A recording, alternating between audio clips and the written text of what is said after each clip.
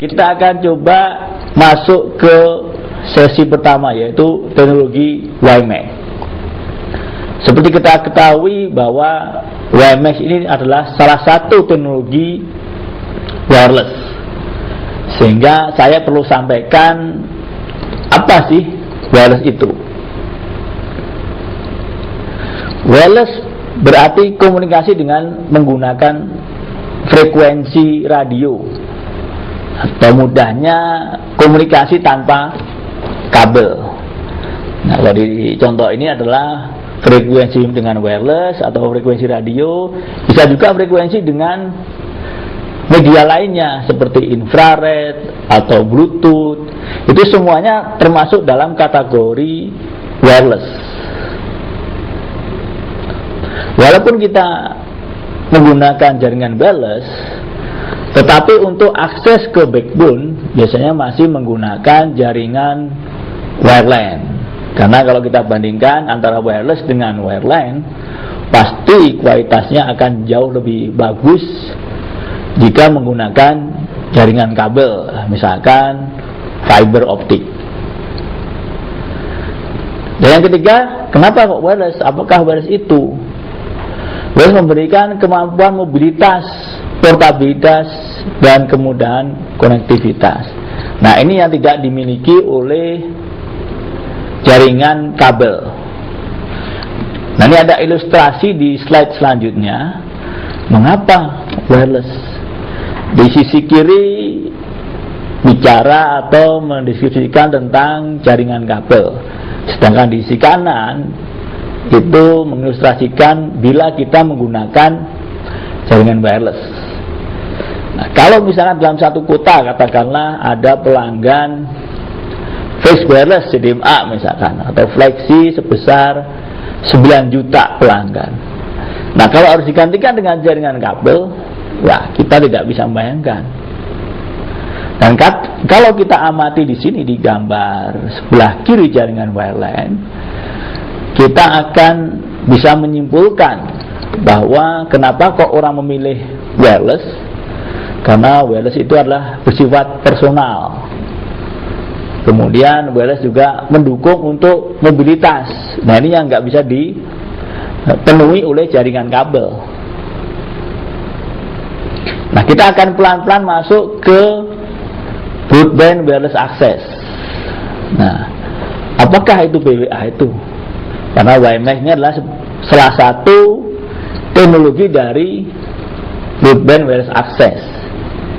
Nah, BWA merupakan teknologi akses yang dapat menawarkan akses data berkecepatan tinggi, misalkan high speed internet, dan berkemampuan menyediakan layanan katakanlah multimedia, atau biasa orang nyebutnya triple play, yaitu voice, data, dan video. Nah, kalau kita amati dari beberapa teknologi wireless sekarang, sebenarnya sudah ada teknologi BWA, misalkan seluler. Nah, seluler ini kalau kita amati ada evolusi dari jaringan GSM atau CDMA. Kesemuanya akan menuju ke teknologi yang menyediakan layanan broadband. Jadi kalau kita kenal ada 3G, ada 4G, ada GPRS. Nah, implikasinya adalah bagaimana dari operator atau teknologi itu mampu menyediakan jaringan kecepatan tinggi ke pelanggan. Di komunikasi data lainnya, misalkan kita lihat ada WiFi, ada 802.11a, B, C mungkin, G, N. Nah, semuanya ini adalah standar WiFi untuk meningkatkan kapabilitas menyediakan jaringan broadband. Nah, di WiMAX itu sendiri ada beberapa standar, 16A, 16B, C, D atau E. Namun yang sekarang banyak dikenal adalah standar D atau E. Nah, nanti akan kita ulas lebih detail lagi di kedua standar itu. Ada juga standar 802.20 atau mobile BWA. Di satelit juga ada solusi untuk menyediakan layanan broadband sampai ke pelanggan. Nah, terdapat sejumlah layanan yang dapat disediakan oleh penyelenggara BWA yang dapat diakses melalui satu perangkat saja secara bersamaan. Jadi misalkan kalau dulu yang namanya telepon belum menyediakan layanan broadband, dia hanya voice aja. Kalau kita butuh layanan televisi atau internet, kita harus butuh device atau CPE yang lain. Kalau internet kita harus butuh PC. Nah, dengan teknologi BWA ini, dengan satu perangkat kita bisa langsung menikmati beberapa layanan sekaligus. Nah, ini untuk slide selanjutnya adalah mengenai standar dari BWA itu.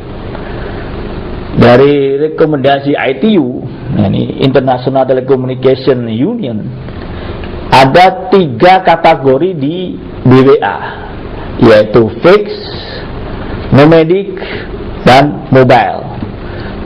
Nah, kalau fixed berarti CPE-nya atau pelanggannya itu tetap. Jadi seperti layanan-layanan wireless fixed lainnya. Misalnya kalau dulu kita mengenal adanya WLL atau WLL. Dia nomadic ini adalah semi mobile. Jadi kita bisa berpindah dari base station 1 ke base station lainnya. Ini mirip dengan layanan Wi-Fi sekarang ini. Jadi tidak bisa mobile, tetapi bisa kita nikmati secara nomadic. Dan yang ketiga adalah mobile. Nah, ini persis dengan yang disediakan oleh jaringan GSM atau CD Masap saat ini. Kita akan masuk sekarang ke WiMAX. Apakah WiMAX itu?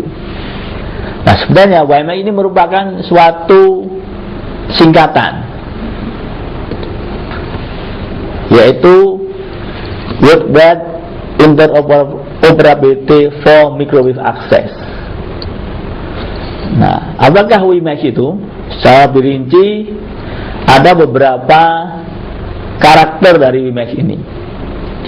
Yang pertama yaitu WiMAX adalah wireless teknologi dapat atau mampu untuk menjangkau area yang loss, yaitu line offset dan on loss atau non line offset.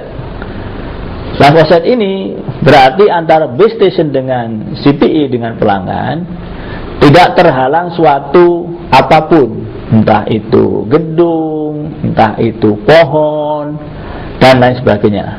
Sedangkan non loss antara base station dan subscriber station atau pelanggan ada suatu penghalang atau obstacle, sehingga kita menyebutnya non-line offset karena sinyal dari pemancar ke penerima terganggu oleh penghalang.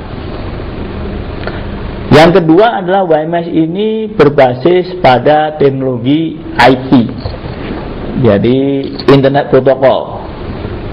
Ini mirip dengan jaringan Wi-Fi. Wi-Fi memang sama berbasis IP, namun dia coveragenya kecil, sedangkan WiMAX ini adalah berbasis IP dan coveragenya lebih luas. Yang ketiga adalah mampu memberikan layanan broadband. Nah, seperti saya sampaikan tadi bahwa WiMAX ini adalah salah satu teknologi BWA, jadi broadband, sehingga dia mampu memberikan layanan kecepatan tinggi. Layanan bisa berupa voice, data, atau video. Yang keempat, WiMAX ini mampu untuk menyediakan QoS, jadi quality of service. Nah, kalau di Wi-Fi ini ya tidak ada QoS, sedangkan di WiMAX dia mampu untuk menyediakan sesuai dengan layanan yang diharapkan oleh pelanggan. Contohnya misalkan pelanggan butuh layanan internet, ya kita bisa berikan kualitas atau QoS best effort. Lebih tinggi lagi, misalkan ada butuh layanan E1 atau clear channel.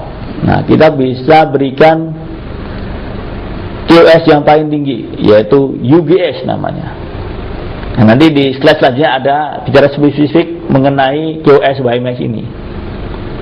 Dan yang terakhir, WiMAX ini adalah mengikuti standar 802.16.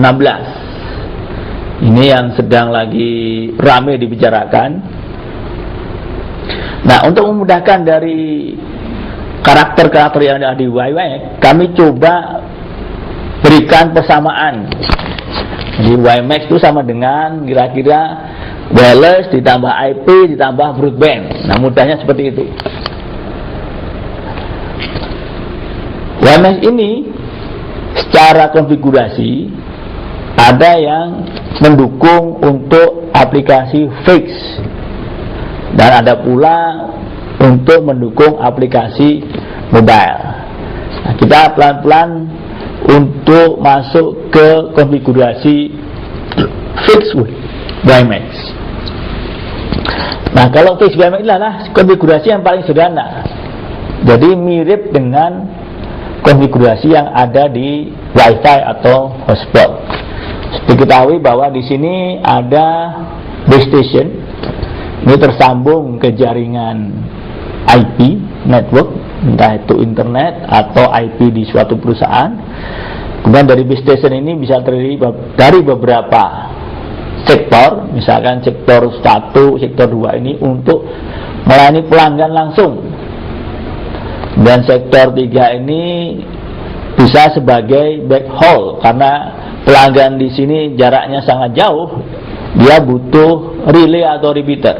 Nah, kita pasang base station relay WiMAX dan selanjutnya kita sebarkan di area di mana pelanggan itu tidak bisa terjangkau langsung dengan satu BTS. Jadi ini backhaul dari WiMAX.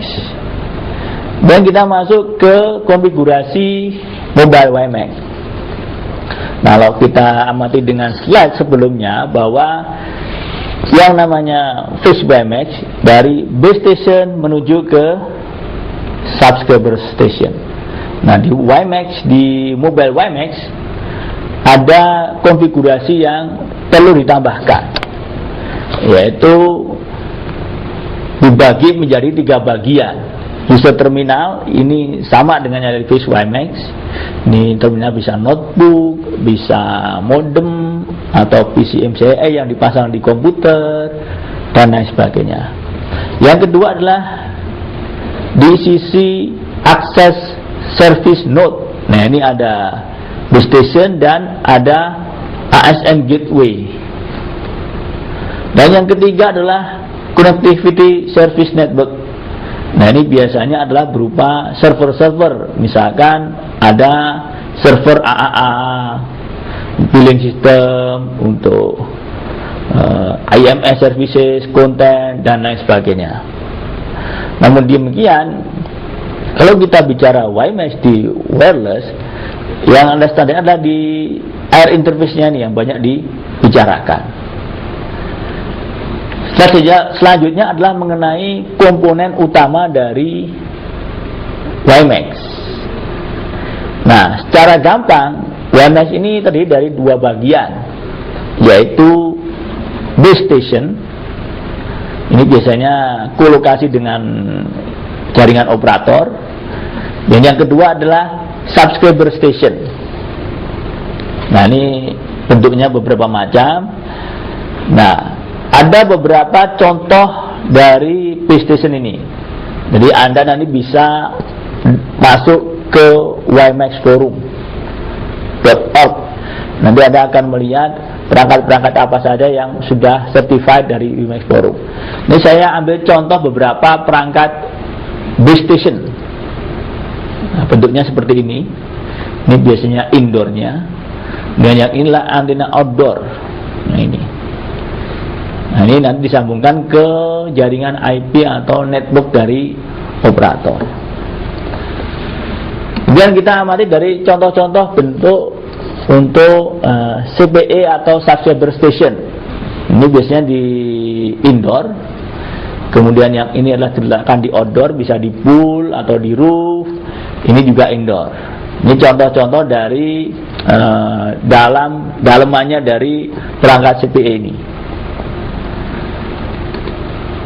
Nah, ini adalah contoh-contoh evolusi dari CPE WiMAX. Nah, kalau sekarang ini kita masih banyak jumpai di sini ada outdoor, indoor, PCMCIe. Dan sekali lagi nanti akan integrated ke jaringan atau ke perangkat komputer, atau bisa juga nanti terintegrasi dengan mobile devices seperti mobile phone, PDA, game konsol dan lain sebagainya. Nah, kita sudah mengenal dari beberapa bentuk WiMAX. Nah, sebenarnya atribut-atribut apa sih yang dimiliki oleh WiMAX itu? Nah, ini ada beberapa atribut. Yang pertama adalah high speed bandwidth. Jadi ini dia bisa memberikan layanan kecepatan tinggi. Ada all IP arsitektur, jadi memang jaringannya itu benar-benar IP based. Kemudian ada wide coverage, coveragenya luas, open standard, jadi antar vendor bisa interoperability. Low cost, nah ini low cost sangat relatif sekali ini, perlu dibandingkan dengan apa, tapi perangkatnya relatif lebih murah. Kemudian high security dan quality of service. Kita pelan-pelan akan masuk ke beberapa atribut ini. Yang pertama mengenai quality of service. Nah, ini di jaringan fixed WiMAX yang minimum punya 4 QoS. Yang pertama yaitu UGS, Unsolicited Grant Services. Nah, kalau kita amati, ini biasanya digunakan untuk layanan-layanan yang butuh jaminan yang tinggi atau clear channel, misalkan I1, T1, VPN dan lain sebagainya. Yang kedua adalah RTPS atau Real Time Polling Services. Nah, ini ada beberapa karakter di sini, yaitu regular delay dan jitter. Nah, ini biasanya servicesnya seperti ini, ada VoIP, MPEG video, digital TV dan sebagainya. Nah, kalau di RTPS ini bandwidth requirement digaransi, di non real time polling services atau NRTPS bandwidth tidak digaransi. Dan QoS yang paling rendah adalah tipe best effort. Ini adalah layanan-layanan yang tidak perlu quality yang tinggi. Misalkan ada email, ada internet, jadi tidak perlu real time. Nah, bagaimana dengan profil yang ada di WiMAX ini? Secara umum ada dua tipe profil WiMAX yang ada sekarang, yaitu 16E. Ini adalah untuk solusi fixed mobile WiMAX. Kemudian 16D ini untuk solusi fixed WiMAX. Jadi kalau kita bicara fixed, berarti kita mengacu ke standar 8016D. Sedangkan kalau kita bicara mobile, berarti kita mengacu ke standar 80216E atau mobile. Nah, bagaimana perbandingan dengan di antara keduanya ini? Nah, ini kalau tahun di approve-nya 16D ini sekian tahun 2003, 16E tahun 2005. Spektrumnya sama, channel kondisi dia sama, mendukung non-line offset, bitrate-nya hampir sama juga, modulasinya ini agak beda. Kalau di 16D dia hanya UFDM saja, sedangkan di 16E dia UFDMA. Nah, bagaimana mobility? Karena 16D ini adalah untuk solusi fix. Nah, ini pelanggan ya fix atau bersifat nomadik. Nah, sedangkan 16E dia mampu untuk mendukung layanan mobility. Bandwidth channelnya bagaimana? Nah, ini biasanya di antara 1.25 sampai 20 MHz.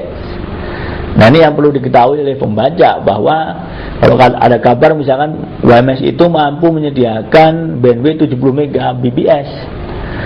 Nah biasanya tidak disebutkan channel bandwidthnya berapa, padahal kita butuh channel bandwidth sekitar 20 MHz. Nah untuk Indonesia tidak mungkin operator itu mendapat sampai 20 MHz, sehingga WiMAX Indonesia tidak akan mampu untuk menyediakan sampai kecepatan 70 Mbps atau megabit per second. Kita lihat lagi profil atau frekuensi yang ada di kedua standar itu. Ini adalah 8016 2004 sama dengan standar 16D. Kita amati kalau profilnya. Ada yang bermain di band frekuensi 3,5, yaitu 3,4 sampai 3,6. Ada juga yang bermain di band 5 GHz, 5,725 dan 5,850. Di band frekuensi 3,5 ada dua metode duplexing, yaitu TDD dan FDD. Nah bedanya apa di kedua duplexing ini? Kalau TDD adalah frekuensinya sama antara uplink dan downlink, hanya mungkin waktu saja yang membedakan. Sedangkan FDD, frekuensi uplink dari subscriber ke base station, berbeda dengan frekuensi downlink dari base station ke subscriber station. Nah, channel bandwidth-nya berapa saja ini? Ada beberapa opsi. Jadi misalkan di band 3,5 kita bisa atur di channel bandwidth 3,5 MHz atau 7 MHz. Kalau di band frekuensi 5,7 bisa kita provide di channel bandwidth 10 MHz. Kita akan masuk ke profil dari 16E. Nah, kurang lebih profil 16E seperti ini. Ada beberapa band atau frekuensi, yaitu frekuensi 2,5, 2,3. Kalau kita amati, yang membedakan antara fixed dan mobile WiMAX di metode duplexing ini. Jadi di duplexing di mobile WiMAX dia hanya support PDD. Di profil 16E ini ada beberapa frekuensi yang mendukung. Yang pertama adalah di band frekuensi 2,5, 2,4 sampai 2,690, dan di band frekuensi 2,3 yaitu 2,3 sampai 2,4. Yang membedakan antara profil fix dan profil mobile bisa kita lihat dari sisi model duplexingnya. Kalau di 16D tadi ada 6 model duplexing FDD dan DDD, di 16E hanya berlaku model duplexing TDD. Nah, dengan channel bandwidth atau lebar channel yang bervariasi, ada 1,25, 5, 10 atau 20 MHz. Ini adalah model FFT-nya, Fast Fourier Transform. Ini semua mengacu ke standar IEEE 16E. Jadi memang untuk profil WiMAX mobile. Kita lebih masuk lagi ke dalam ke WiMAX mobile yang lain. Di samping yang frekuensi 2,3 dan 2,5, terdapat juga frekuensi di band 3,5. Di 3,5 ada frekuensi atau model duplexing TDD maupun FDD. Channel bandwidth-nya bisa 3,5, FFT-nya 512, sedangkan di IEEE standar sama refer ke 8016E. Namun demikian, di antara profil-profil yang ada di mobile WiMAX, frekuensi di band 2,3 dan 2,5 yang banyak digunakan oleh operator. Karena band yang 3,3 atau 3,5 ini dipakai untuk solusi fixed WiMAX. Dan nampaknya untuk profil ini belum disahkan atau belum diratifikasi. Kita masuk lagi ke aspek teknis yang lain, yaitu mengenai adaptive modulation. Seperti yang ditemui di jaringan Wi-Fi, maka di WiMAX juga ditemui adanya adaptive modulation.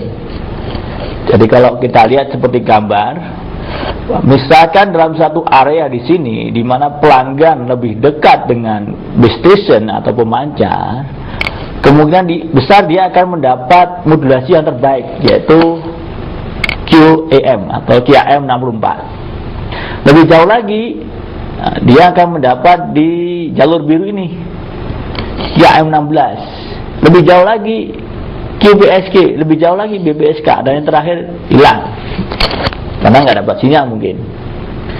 Ini adalah model-model normatif, karena kalau di lapangan belum tentu pelanggan yang lebih dekat dengan base station ini atau pemancar ini kualitasnya lebih baik dibandingkan dengan pelanggan yang lebih jauh, karena tergantung dari kondisi lingkungan. Jadi semakin dia dapat modulasi yang lebih tinggi, misalnya QAM, maka dampaknya seperti apa? Bagi pelanggan yang ada di sini, dia akan mendapatkan bandwidth atau kecepatan data yang lebih tinggi bila dibandingkan dengan pelanggan yang di area biru atau di luarnya lagi nih, coklat, jadi QPSK. Kemudian kita masuk ke contoh-contoh penghitungan bandwidth atau kecepatan. Misalkan kita memiliki channel 1,75 MHz, jadi satu carrier 1,75 MHz. Berapa sih yang mampu disupport oleh base station atau operator jika mengoperasikan channel ini? Bila dia mendapat modulasi QAM 64, dia kemungkinan besar akan mendapat data rate atau kecepatan sebesar 6,5 Mbps. Lebih jauh lagi, lebih jelek lagi, dia kemungkinan besar akan mendapat modulasi yang terjelek, QPSK setengah. Ya, kalau modulasinya lebih buruk, dia otomatis data rate-nya akan down, lebih kecil lagi. Nah, pihak operator mendapatkan atau mengoperasikan channel sebesar 3,5 MHz per carrier. Bagaimana pelanggan? Kemungkinan besar dia paling tinggi akan mendapat 13 Mbps. Nah, begitu seterusnya. Nah, kalau di berita-berita di koran mungkin Anda sering mendengar WiMAX mampu memberikan 70 atau bahkan 100 Mbps. Tapi if-nya atau requirement-nya nggak disebutkan. Nah, kalau pelanggan mengharapkan sampai kecepatan ini, berarti operator harus mengoperasikan channel bandwidth atau lebar carrier, satu carrier itu sebesar 20 MHz. Dan rasanya untuk Indonesia tidak mungkin, karena maksimum operator hanya mendapat sekitar 12,5 MHz. Jadi kemungkinan akan dibagi menjadi 3. Jadi per carrier sekitar 3,5 MHz. Jadi nanti kita hanya bisa berhitung-hitung di area ini kalau operator mengoperasikan 3,5 MHz. Bagaimana kalau 7? Ya, kita akan berhitung seperti ini. Kalau ada pelanggan minta sampai 30 Mbps atau 70, ya, pasti tidak akan dipenuhi oleh operator itu. Aspek yang lain adalah contoh dari bentuk sertifikasi yang diberikan di WiMAX Forum. Ini salah satu perangkat, ini saya ambil dari WiMAX Forum. Contoh sertifikasinya adalah seperti ini. Jadi kalau ada produk yang mendapat sertifikasi dari WMAX Forum, oke, ini layak dapat sertifikat, maka dia akan mendapatkan semacam piagam atau sertifikat bahwa ini sudah mendapatkan approval dari WMAX Forum. Setelah kita amati beberapa aspek teknis dari WMAX, kita coba pelan-pelan akan kita lihat posisi dari WMAX ini bila dibandingkan dengan teknologi broadband lainnya. Di sini kita amati ada dua perkembangan teknologi. Yang warna hijau ini adalah perkembangan teknologi dari jaringan kabel atau wireline, dan yang warna ungu ini adalah dari perkembangan teknologi wireless. Dan yang paling atas ini adalah menunjukkan dari generasi teknologi itu. Misalnya kita dulu pernah tahu adalah teknologi 5G generasi pertama, ini generasi kedua, 3G atau generasi ketiga, dan 4G. Di PSTN bagaimana di jaringan wireline? Sekarang ini sudah ada namanya teknologi XDSL. Nah, ini ada operator misalkan Telkom, dia mengoperasikan ini di wireline. Jadi produknya adalah Speedy, ya, dia menggunakan ini. Nanti kalau 4G dia sudah masuk ke yang namanya FTTH atau Fiber to the Home. Jadi sudah jaringan fiber. Kita lihat lagi di jaringan wireless. Ada generasi pertama. Dulu kita mengenal sistem seluler analog. Ada NMTS, ada NMT, dan sebagainya. Masuk generasi kedua GSM dengan kapasitas lebih bagus, quality lebih terjamin. Generasi pertama Lancer digantikan oleh generasi kedua. Dan ini masuk ke generasi ketiga yang namanya 3G. Dari GSM dia berevolusi ke wideband CDMA, kemudian dari CDMA dia masuk ke EVDO, dan ini masuk sudah ke 4G. Ada namanya WiMAX. Nah, kesamaan dari WiMAX dan LTE adalah long term evolution. Dia sama-sama menggunakan teknologi OFDM. Jadi kalau kita lihat bicara di 4G, pasti dia akan menggunakan OFDM, tidak lagi menggunakan CDMA. Jadi pertemuan antara wireline dan wireless ini ada yang namanya teknologi fixed mobile convergence. Di dalam sesi teknologi WiMAX ini saya tidak akan bahas detail mengenai FMC ini.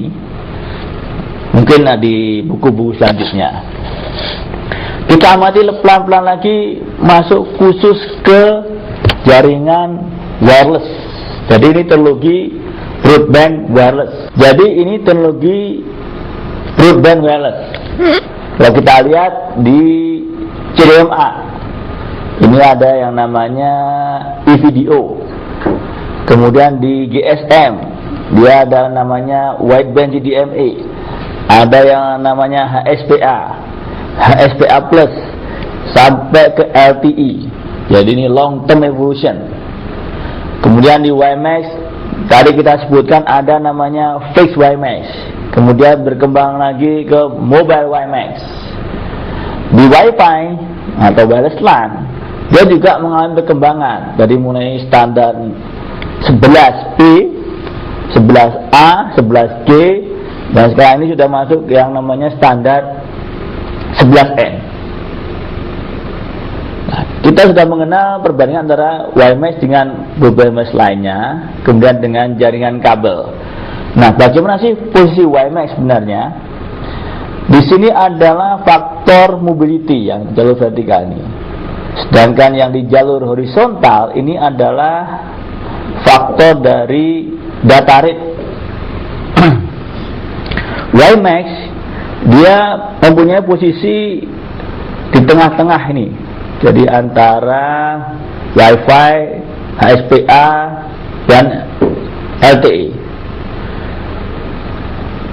Dengan posisi ini, maka WiMAX baiknya diposisikan untuk kondisi data rate yang tinggi, namun mobilitasnya tidak terlalu cepat.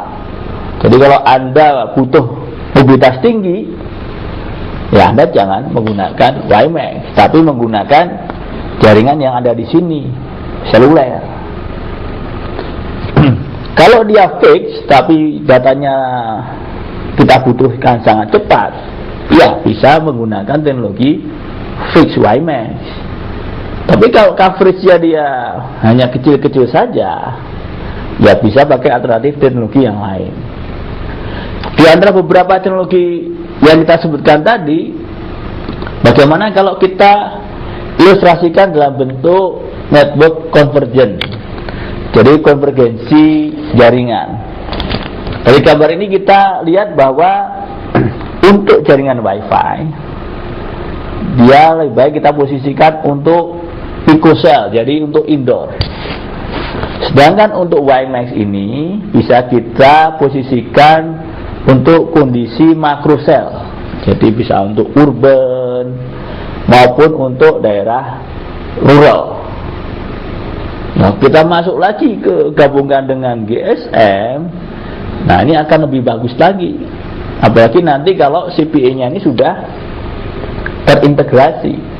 Satu handphone sudah ada beberapa devices, ada WiFi, ada seluler, ada WiMAX. Nah, pelanggan tinggal memilih mau di posisi mana mereka. Kalau indoor, ya saya lebih baik pakai WiFi dan seterusnya.